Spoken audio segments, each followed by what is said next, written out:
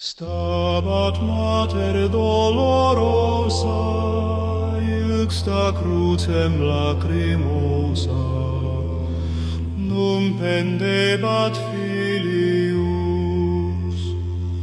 huius animam gementem, contristatam et dolentem, per transivit gladius.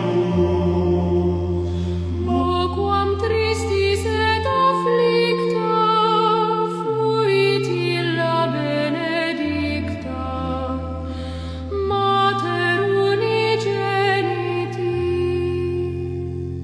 Quae marebat et dolebat, pia Mater dum videbat, nati puenas incliti.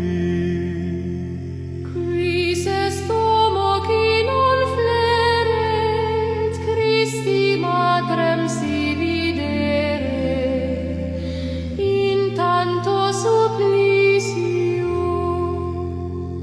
Quis non posset contristari, iam Matrem contemplari, dolentem cum filio.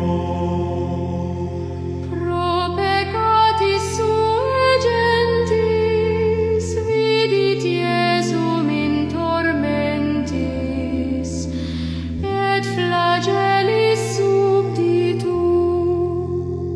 Vidit sum dulcem natum, moriendo desolatum, dume misit spiritus.